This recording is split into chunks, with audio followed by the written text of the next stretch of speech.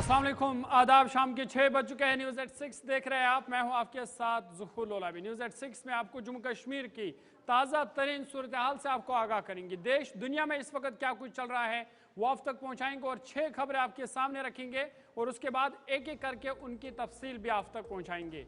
आज सबसे बड़ी खबर और सबसे बड़ी कार्रवाई, क्राइम ब्रांच कश्मीर ने आज सबसे बड़ी कार्रवाई की है और पटवारी को करोड़ों की जमीन फ्रॉड केस में पटवारी को गिरफ्तार किया गया है।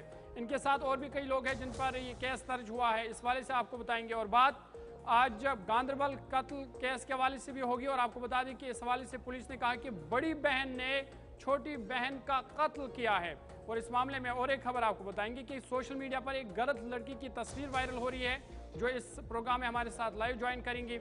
इसके बाद आएंगे तो बात उमर अब्दुल्ला की भी होगी। आज बड़ा बयान वज़ीर आला उमर अब्दुल्ला का और उन्होंने कहा कि मज़ामीन मिटाने से तारीख बदल नहीं सकती। साथ ही साथ उन्होंने दीगर मामलों पर भी बात की।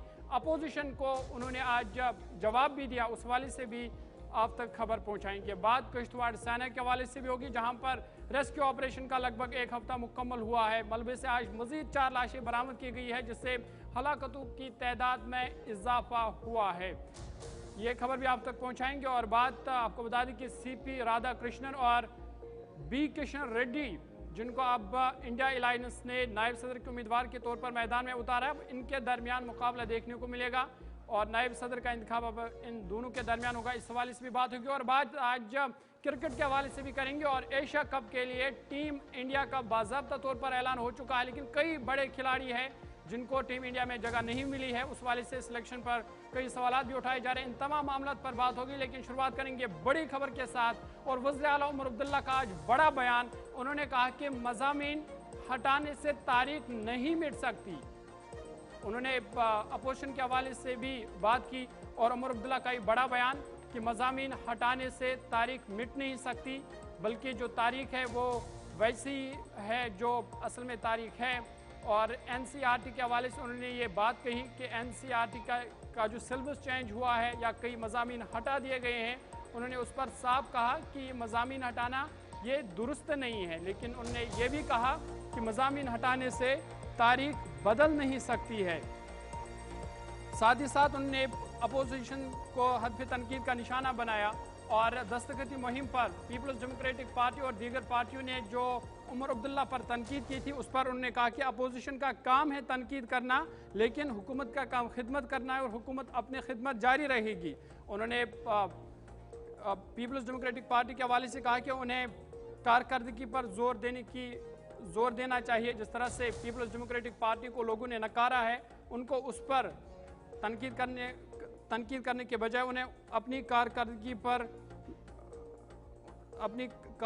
ठीक करनी चाहिए। साथ ही साथ पीडीपी की जानिब से दस्तखती मुहिम पर उमर अब्दुल्ला ने कहा कि अपोजिशन का काम है तनकीद करना, हुकूमत का काम खिदमत करना है। उन्होंने कहा कि वो अपना काम करेंगे, लोगों की खिदमत करेंगे और अपोजिशन जो है वो अपना काम करे। उन्होंने कहा कि अपोजिशन सिर्फ तनकीद का काम करती है। एनसीईआरटी के नए मॉडल पर वज़ीर आला उमर अब्दुल्ला ने कहा कि तारीख के साथ छेड़छाड़ करना ये सही नहीं है। उन्होंने कहा कि किताबों से मजमून मिटाने से तारीख बदल नहीं सकती और जो हकीकत और सच्चाई है वो सब जानते हैं। वज़ीर आला उमर अब्दुल्ला ने मजीद क्या कुछ कहा, उनकी बात आपको सुना दें।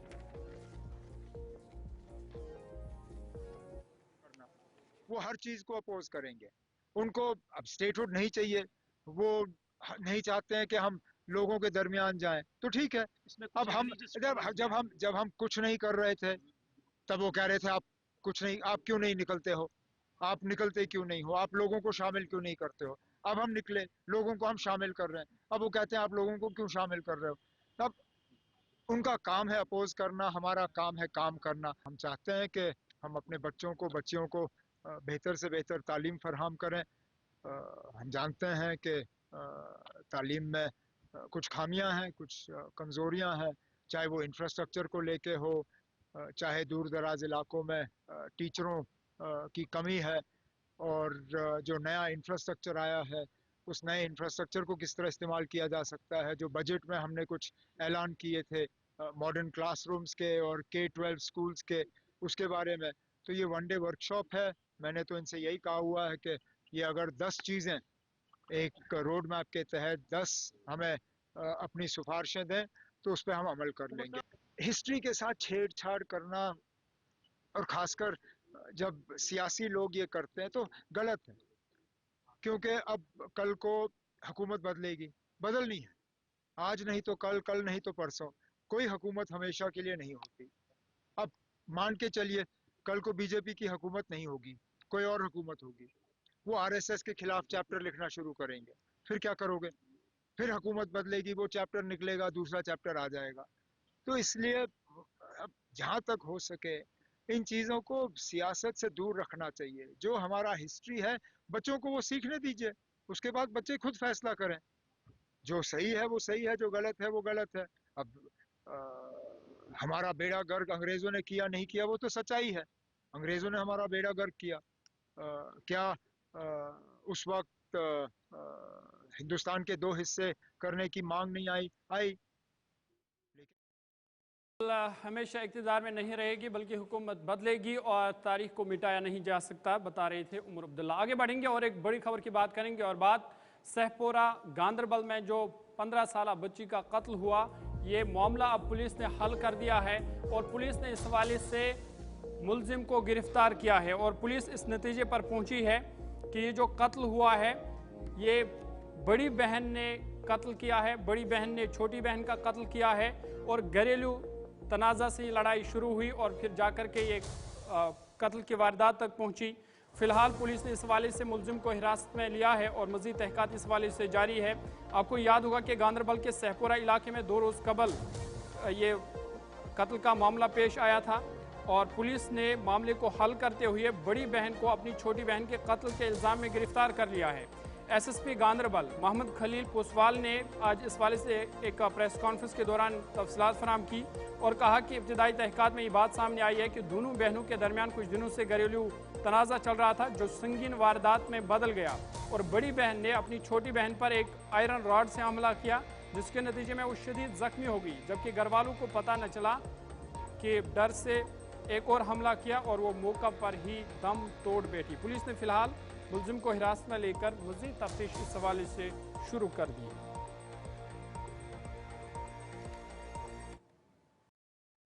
इसमें जो इनिशियल इन्वेस्टिगेशन में वहाँ जो स्टोरी और कुछ स्टेटमेंट्स दी गई कि ये 2 बच्चियां घर से निकली थी, आगे किडनैप अबडक्शन किया गया और उसके बाद आगे इसको मार दिया, लेकिन मजीद इन्वेस्टिगेशन पे पता चला कि ये फैक्ट्स करोबरेट नहीं हो रहे। जिस रोड से, जहां से, जिस लोकेशन से डेड बॉडी मिली है उसके एंड पे जाके अगेन सीसीटीवी है और बिगिनिंग में डिसीज्ड के घर में भी सीसीटीवी कैमरास लगे हुए हैं, उसका टेक्निकल एग्जामिनेशन करवाया गया और जहां से किडनैपिंग की प्लेस दिखाई गई, अबडक्शन की दिखाई गई थी, उस जगह पे एक बाड़ी दिखाई, एक पैडी फील्ड टाइप उनके अपनी, तो कि यहाँ से निकले थे। उस लड़की ने जो स्टेटमेंट इनिशियल दी थी एल्डर सिस्टर ने, वहाँ मैच बिल्कुल नहीं किया, वो लॉक्ड थी और फिर हमने सस्टेन इंट्रोगेशन करके पता चला कि बड़ी जो एल्डर गर्ल है उसका भी हमने मेडिकल एग्जामिनेशन उसी समय करवाया था हॉस्पिटल में और उसने जाके अपने कजन के घर में अपने ड्रेस चेंज किए थे जो कि हमने रिकवर किए, जिसपे ब्लड लगा हुआ था, अच्छा खासा ब्लड स्टेन्स थे और उसके बारे जब पूछताछ किया गया और डिसीज्ड के, इंटरेस्टिंगली डिसीज्ड के हाथों में भी प्लक्ड हेयर्स थे और वो उसकी एल्डर सिस्टर के हेयर थे जो कि अब फॉरेंसिक्स के एक्सपर्ट्स ने पिकअप किए हैं और वो एग्जामिनेशन के बाद डिटेल रिपोर्ट आ जाएगी। आफ्टर दैट इसका इंट्रोगेशन किया गया, इसने काफी घुमाने की कोशिश की बट वो सारी चीजें मैच नहीं हुई। एक आध इंडिविजुअल का नाम भी दिया, उसका हमने टावर लोकेशन भी चेक की, वो 2 दिन से यहाँ नहीं था। There after she sustain interrogation के बाद एडमिट किया कि उसने ये अपनी सिस्टर को जब वहाँ अपनी ज़मीन में ले गए थे उसके साथ वाली जगह। चलिए, बात गांदरबल वाक़े के हवाले से हो रही है तो और एक बड़ी खबर आपके सामने, और आपको बता दें कि गांदरबल वाक़े में एक तस्वीर सोशल मीडिया पर वायरल है ये, लेकिन ये गलत लड़की की तस्वीर है। आपको बता दें कि गांदरबल वाक़े में गलत लड़की की तस्वीर इस वक्त सोशल मीडिया पर वायरल है। इस लड़की पर कत्ल का इल्ज़ाम और बेबुनियाद और गुमराहकुन इल्ज़ाम है। हकीकत में ये लड़की सहाफ़ी है, सियासतदान है और सोशल मीडिया पर गलत मालूमात फैलाए गए और ये वो तस्वीर है जो इस वक्त सोशल मीडिया पर वायरल है। लेकिन हकीकत ये है कि इस लड़की का इस गांदरबल के वाक़े से कोई भी ताल्लुक नहीं है, बल्कि ये एक सहाफ़ी है, सियासतदान भी है, लेकिन इस वाक़े से इनका कोई ताल्लुक नहीं है। सोशल मीडिया पर इन दिनों सहपुरा गांदरबल के साने से जोड़कर इस लड़की की तस्वीर गलत तौर पर वायरल की जा रही है, जिसमें उन्हें गांदरबल कत्ल का जिम्मेदार करार दिया जाता है। ताहम ये सरासर गलत और बेबुनियाद इल्ज़ाम है। बता दें कि इस लड़की की तस्वीर जो इस वक्त सोशल मीडिया पर वायरल है, इसका किसी मुजरिमाना मामले से वाबस्ता नहीं है, बल्कि इनके बारे में बताया जा रहा है कि एक बैनुल-अक़वामी सहाफ़ी है जिन्होंने इस सानहा की खुलेआम मजम्मत भी की है, लेकिन बदकिस्मती से चंद अनासिर ने अपनी टीआरपी के लिए इस लड़की का नाम यूज़ किया है। इसकी तस्वीर सोशल मीडिया पर वायरल हुई है, जिसकी वजह से इनको भी मुश्किलात का सामना करना पड़ रहा है। और ये तस्वीर इस वक्त सोशल मीडिया पर वायरल है। आपको बताएं कि बिना तहकीक के इस लड़की की तस्वीर को शेयर किया गया है और इससे गांदरबल मामले के साथ जोड़ा गया, जो हकीकत से बाइद है। इसमें कोई हकीकत नहीं है, बल्कि इस लड़की का ताल्लुक दिल्ली से बताया जा रहा है और चंद अनासिर ने सोशल मीडिया पर इसकी तस्वीर वायरल की है, जो बिल्कुल बेबुनियाद है। सीधा इस वक्त हमारे साथ लाइव ज्वाइन कर चुकी है हुदा जरीवाला, इनका नाम बताया जा रहा है। हुदा, बहुत बहुत शुक्रिया ज्वाइन करने के लिए। बताइएगा कि किस तरह आपकी तस्वीर वायरल हुई, आपका फोटो इसके साथ जोड़ा जा रहा है और इसकी वजह से आपकी ज़िंदगी पर क्या असर पड़ा? जी अस्सलाम वालेकुम। अब मैं तहे दिल से शुक्रगुजार हूँ आपके इतने बाइज्जत न्यूज़ चैनल गुलिस्तान न्यूज़ का, कि आप लोगों ने इस हकीकत का खुलासा किया है, सच्चाई लोगों के सामने लाने का जो बहुत ही जिम्मेदाराना काम किया है, उसके लिए I am very very grateful, very very thankful. सबसे पहली बात तो ये कि ये इस तरह की जो न्यूज़ वायरल होती हैं, लोग दरअसल हकीकत में ये भूल जाते हैं कि जो इफेक्टेड पर्सन है उसके ऊपर ये चीज किस कदर एक साइकोलॉजिकल इफेक्ट करती है, एक जबरदस्ती का अननेसेसरी पैनिक क्रिएट करती है। फैमिली वालों के लिए बहुत ज्यादा ये गौर फिक्र की बात हो जाती है, परेशानी की बात हो जाती है। मैं कल ही इनफैक्ट दुबई से वापस आई हूँ, उससे पहले मैं सऊदी अरेबिया में थी, अल्हम्दुलिल्लाह मक्का और मदीना गई थी, उम्रा परफॉर्म किया, मदीना मुनव्वरा में से आई हूँ। इत्तेफाक से इन्होंने ये जो पिक्चर उठा के वायरल करी है, ये तब की पिक्चर है जब मैं उम्रा करने के लिए मक्का जा रही थी। तो आप मतलब एक बहुत ही जैसे, मुझे तो गौर फिक्र के साथ साथ हंसी भी आई इस बात से कि ऐसी पिक्चर को उन्होंने उठाया जब मैं एहराम की हालत में उम्रा करने के लिए जा रही थी। ये तब की पिक्चर है, रमजानों का टाइम था, रमजान में जब उम्रा करने के लिए जाई थी, ये तब की पिक्चर है। अभी भी मैं उम्रा करके वापस आई हूँ सऊदी अरेबिया, और दुबई से मेरा ताल्लुक है। मैं खुद एक न्यूज एंकर रह चुकी हूँ सऊदी टेलीविजन में, BBC लंदन से मेरा ताल्लुक रह चुका है। एक प्रॉपर पॉलिटिकल एनालिस्ट के तौर पे मैं मल्टीपल इंडिया के न्यूज चैनल्स में डिबेट्स के तौर पे बैठ चुकी हूँ, NDTV, टाइम्स और रिपब्लिक टीवी, तमाम जो बड़े नेशनल चैनल से। इनफैक्ट खुद आपकी न्यूज गुलिस्तान न्यूज तक में मैंने डल लेक पे एक डिबेट करी है। चुनाव के दौरान मैं JNK आई थी, तो काफी आप ही के जम्मू एंड कश्मीर से बहुत सारे मीडिया वालों से मेरा राब्ता भी हुआ, ताल्लुक भी हुआ। तो बहुत एक अच्छा एक्सपीरियंस मेरा जम्मू एंड कश्मीर के साथ रहा है। बेहद अफसोस की बात यह है कि कल के दिन मेरे इस स्टेटमेंट को, जो मैंने कंडेम किया था उस एक्ट को, उस छोटी सी बच्ची का जिसका गलत तरीके से उसका मर्डर हुआ है, उस एक्ट को कंडेम करते हुए मैंने न्यूज़ आर्टिकल अपने सोशल मीडिया पेजेस पे डाला था। तो उसमें से कुछ लोगों ने मेरी पिक्चर उठा के, आज जब मैं उठती हूँ तो तमाम न्यूज़ चैनल्स और न्यूज़पेपर्स और ऑनलाइन पोर्टल्स और तरह तरह के लोग इसको ना जाने कितनी तादाद में शेयर कर रहे हैं, फॉरवर्ड कर रहे हैं। मेरे पास ये खबर आती है, मेरे मीडिया के दोस्तों के थ्रू खबर आती है, मेरे जर्नलिस्ट फ्रेंड्स के थ्रू खबर आती है। हाईली कंडेमनेबल एक्ट है एंड ऑब्वियसली एक बहुत ही गैर जिम्मेदाराना एक्ट है जिस पे स्ट्रिंजेंट एक्शन लेना चाहिए। तो हुदा, यही मैं आपसे जानना चाहूंगा, क्या पता चला है कि कौन ये अनासिर थे जिन्होंने आपकी तस्वीर को इस मामले के साथ जोड़ा, और क्या एक्शन आप लेने जा रही हैं इन लोगों के खिलाफ? जी, मैं डेफिनेटली इन लोगों पे प्रॉपर लीगल एक्शन लूंगी। मेरी SSP गांदरबल जी से बात हुई है, उन्होंने एक ऑफिशियल स्टेटमेंट भी जारी किया है इस एक्ट को तहे दिल से कंडेम करते हुए और बाकायदा से बताते हुए कि ये जो circulation of this fake, unverified and malicious content on social media platforms है, that can cause unnecessary panic, damage to the reputation of the innocent, and hinders the process of fair investigation. ये जो district police Ganderbal है उनकी तरफ से statement है, उन्होंने बाकायदा से अपील की है जनरल पब्लिक को, सोशल मीडिया यूजर्स को कि वो रिफ्रेन करें रूमर स्प्रेड करने के लिए, फॉल्स इंफॉर्मेशन, अनवेरिफाइड जो कंटेंट है उसको स्प्रेड करने के लिए। जाहिर सी बात है कि ये क्लैरिफिकेशन तो हो चुका है कि जबरदस्ती की जो फोटो और ये जो आर्टिकल सर्कुलेट हो रहा था वो बेसलेस है, फैब्रिकेटेड है, इसका कोई कनेक्शन व्हाटसोएवर ना मुझसे है, मेरा कोई लेना देना इस इंसिडेंट से नहीं है, इस कंटेंट से नहीं है। और सबसे बड़ी अफसोस की बात तो ये है कि जस्ट एक दिन पहले इस हादसे को मैंने कंडेम करते हुए बाकायदा से न्यूज आर्टिकल्स हमने अपना जो स्टैंड है वो छपवाया था, और वेरी नेक्स्ट डे उसी सेम फोटोग्राफ को यूज करके मेरे ऊपर मैलिशियस कंटेंट छापा जा रहा है। Not just 1 2 3 portals, multiple news portals across Jammu, across Kashmir.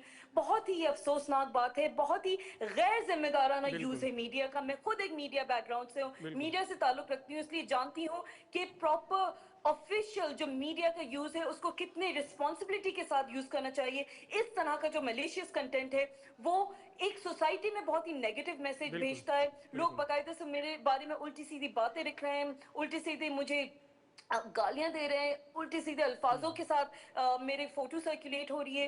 तो ऑब्वियसली ये बहुत ही डिस्टर्बिंग चीज है। मेरा सिर्फ इंडिया में नहीं, हिंदुस्तान में नहीं, इंडिया के बाहर एक मीडिया प्रेजेंस रहा है, इतने सालों से मीडिया से ताल्लुक रहा है मेरा। और आप सोचिए कि सोशल मीडिया तो ऐसा होता है कि चुटकियों में कोई भी कंटेंट कहीं से कहीं दुनिया के एक कोने से दूसरे कोने तक जाने के लिए बिल्कुल वक्त नहीं लगता है। बिल्कुल, चलिए हुदा, बहुत बहुत शुक्रिया तफसीलात फराहम करने के और अपनी बात रखने के लिए।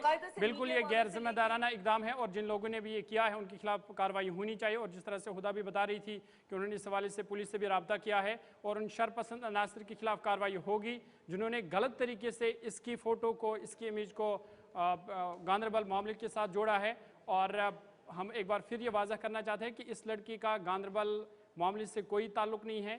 ये सोशल मीडिया पर गलत तस्वीर इस वक्त वायरल की जा रही है, लेकिन आप भी इस तरह की सोशल मीडिया जो पोस्ट्स हैं उनसे बाज रहे और इस गैर जिम्मेदाराना इकदाम से बाज रहे, क्योंकि ये किसी की ज़िंदगी का सवाल होता है और लोग मुख्तलिफ़ किस्म के कमेंट्स फिर इनको करते हैं। तो ये गलत लड़की की तस्वीर जो है वो इस वक्त वायरल है, इनसे आप न्यूज़ एट 6 देख रहे हैं आप। और एक बड़ी खबर आपके सामने रखते हैं और आपको बता दें कि आज क्राइम ब्रांच कश्मीर ने बड़ी कार्रवाई करते हुए एक पटवारी को फ्रॉड केस में गिरफ्तार किया है। आपको बता दें कि इस पटवारी के बारे में बताया जा रहा है कि करोड़ों का फ्रॉड इसने किया है और बड़ी कार्रवाई करते हुए क्राइम ब्रांच कश्मीर की इकोनॉमिक ऑफेंसेस विंग ने पटवारी करोड़ों के ज़मीन फ्रॉड केस में इन्हें गिरफ्तार किया है। 7 कुनाल 2 मरला ज़मीन फरोख्त करने का इन पर इल्ज़ाम है और पटवारी समेत दीगर अफराद पर जालसाजी के तहत मुकदमा दर्ज किया गया है। आपको बता दें कि कश्मीर ब्रांच कश्मीर की क्राइम ब्रांच कश्मीर की इकोनॉमिक ऑफेंसेस विंग ने आज एक अहम कार्रवाई के दौरान गांधरबल के रिहायशी और महकमे माल के तैनात पटवारी खुर्शीद अहमद भट्ट, इनका नाम बताया जा रहा है, फतेहपुरा गांधरबल से इनका ताल्लुक है, करोड़ों रुपए की ज़मीन फ्रॉड केस में इन्हें गिरफ्तार किया है। इतलात के मुताबिक खुर्शीद अहमद भट्ट इस केस का बुनियादी मुलजिम है, जिसमें नुनर गांधरबल में वाक़ा 7 कुनाल 2 मरला ज़मीन को जाली दस्तावेजात और झूठी मिल्कियत के दावे के तहत फ़रोख्त किया गया। तहक़ीक़ात से पता चला कि मज़कूरा ज़मीन एक हिजरत कर चुके कश्मीरी पंडित की मिल्कियत थी और किसी तीसरे शख्स के नाम पर पावर ऑफ अटारनी पर थी। शिकायत कुनंदा ने 2 करोड़ 76 लाख रुपए की तयशुदा कीमत में से 1 करोड़ 19 लाख रुपए पहले अदा कर दिए थे, ताहम बाद में जालसाजी का इंकशाफ हुआ है। इब्तिदाई तफ्तीश के मुताबिक मामले में शनाख्त छुपाने, जाली कागजात तैयार करने और मुजरिमाना साजिश की तस्दीक हुई है। इस सिलसिले में दफ़ा 420, 468, 471, 120 BIPC के तहत FIR दर्ज करके मज़ीद तहकीकात इस हवाले से शुरू कर दी गई है।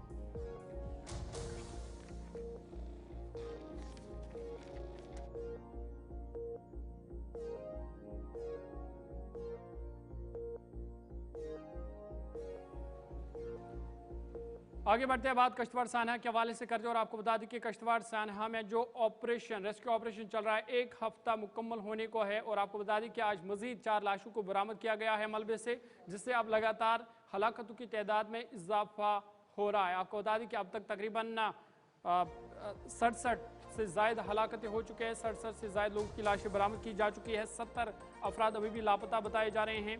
और वज़ीर आला उमर अब्दुल्ला का इस पर बयान भी आया है जिसमें उन्होंने कहा कि लापता लोगों को ज़िंदा निकालना अब नामुमकिन हुआ है क्योंकि 1 हफ्ता मुकम्मल हुआ है। किश्तवाड़ के बादल फटने से मुतासरा चसोटी गांव में आज छठे रोज बचाव और इमदादी कार्रवाइयां वसी पैमाने पर जारी रही। रेस्क्यू ऑपरेशन के दौरान मजीद 3 से 4 लाशों को बरामद किया गया और मरने वालों की तादाद अब 67 तक पहुंच गई है। हुकाम के मुताबिक फौज, NDRF, SDRF, पुलिस, मकामी इंतजामिया तमाम तर वसाइल को बुरोकार लाकर बचाव और इमदादी ऑपरेशन में मसरूफ है। रेस्क्यू ऑपरेशन को मजीद तेज करने के लिए फौज और रेस्क्यू टीमें धमाका खेज मवाद का इस्तेमाल भी कर रही है ताकि मलबे में हायल बड़े पत्थरों को हटा दिया जाए। हुकाम के मुताबिक जाए वक़ूफ़ पर इजाफी फौजी दस्ते भी तैनात किए गए हैं ताकि कार्रवाई में मजीद सरत लाई जाए। ऑपरेशन में डॉग स्क्वाड्स भी इस्तेमाल किए जा रहे हैं। बचाव और इमदादी ऑपरेशन की निगरानी के लिए सिविल इंतजामिया, पुलिस और फौज के सीनियर अफसरान जाए मौका पर ही खीमतजन हैं। आपको बता दें कि इस इलाके में आज से छः रोज़ कबल मुछेल मंदिर की तरफ जाने वाली आखिरी मोटर वेल गाँव में यहाँ पर बादल फटा था, जिसके नतीजे में तबाहकुन फ्लैश फ्लड ने होलनाक तबाही मचा दी। सरकारी आदाद शुमार के मुताबिक इस कुदरती आफत में अब तक 67 अफराद जाँ बहक हो चुके हैं, जिनमें से CISF के 3 एहलकार और एक पुलिस ऑफिसर भी शामिल है, जबकि 80 अफराद अभी भी लापता है। रेस्क्यू टीमों ने अब तक 167 अफराद को निकाला है, जिनमें बाज़ शदीद ज़ख्मी हैं। इधर जम्मू कश्मीर के वज़ीर आला उमर अब्दुल्ला ने कहा कि चसोटी किश्तवाड़ सानहा पर उन्होंने कहा कि लापता अफराद के जिंदा होने की उम्मीद अब ना के बराबर है, ताहम कोशिश है कि लाशों को निकाल कर उनके घर वालों के हवाले किए जाए ताकि उनकी आखिरी रसूमात अंजाम दी जाए।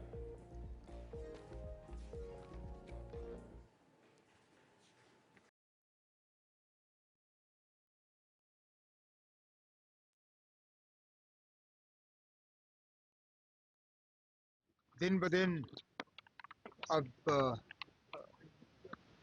ये तो अब हम मान के चलें कि जो लोग लापता हैं, कोई 70 के आसपास, उनको अब जिंदा खोज के निकालना अब लगभग नामुमकिन बन रहा है।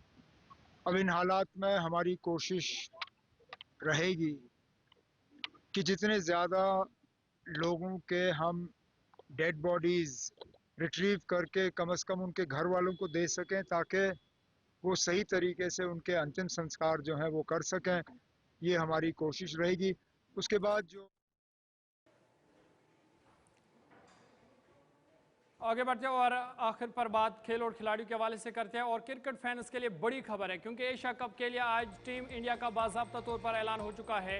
सूर्य कुमार यादव जो है उनको कप्तानी सौंपी गई है, वो टीम इंडिया को लीड करेंगे, जबकि शुभमन गिल नायब कप्तान के तौर पर मुकर्रर किए गए हैं।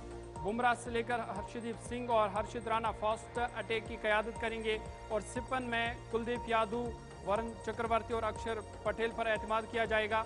आपको बता दें कि 9 सितंबर से बाज़ाब्ता तौर पर एशिया कप की शुरुआत होने जा रही है। 14 सितंबर को इंडिया पाकिस्तान का मैच है, जिस पर सबकी नज़र रहेंगे और ये मैच खेला जाएगा या नहीं उस पर कयास आराइयाँ अभी भी बरकरार है। लेकिन बड़े खिलाड़ी जिनमें ईशान किशन है, सुरेश अय्यर है, ऋषभ पंत है, ये यशस्वी जायसवाल है, इनको मौका नहीं मिला है, जिस पर कहीं ना कहीं सिलेक्शन कमेटी पर सवाल भी सिलेक्शन कमेटी पर उठाए जा रहे हैं। आपको बता दें कि सूर्य कुमार यादव टीम की कप्तानी करेंगे, शुभमन गिल नायब कप्तान के तौर पर। इससे कबल अक्षर पटेल को टीम की नायब कप्तानी करते हुए देखा गया था। जसप्रीत बुमराह एशिया कप में टीम इंडिया के अहम गेंदबाज का किरदार अदा करेंगे। वाइट बॉल फॉर्मेट में शानदार कारकर्दगी का मुजाहरा करने वाले श्रेयस अय्यर को स्क्वाड में जगह नहीं मिली है। मोहम्मद सिराज को भी बाहर कर दिया गया है। 15 रुकनी टीम का जो ऐलान किया गया है उसमें सूर्य कुमार यादव कप्तान, शुभमन गिल नायब कप्तान, इसके अलावा अभिषेक शर्मा, तिलक वर्मा, हार्दिक पांड्या, शिवम दुबे, अक्षर पटेल, जितेश शर्मा विकेटकीपर के तौर पर रहेंगे, जसप्रीत बुमराह, अर्शदीप सिंह, वरुण चक्रवर्ती, कुलदीप यादव, संजू सैमसन, हर्षित राणा और रिंकू सिंह को इस बार जगह मिली है। 9 सितंबर से बाज़ाब्ता तौर पर इस एशिया कप की शुरुआत हो रही है और फिर 14 सितंबर सबकी नज़रें पाक भारत मुकाबले पर रहेंगे, लेकिन ये मैच होगा या नहीं उस पर अभी हतमी फैसला बाकी है। लेकिन 9 सितंबर से आपको बता दें कि अबू धाबी में ये क्रिकेट का मैदान सजने वाला है।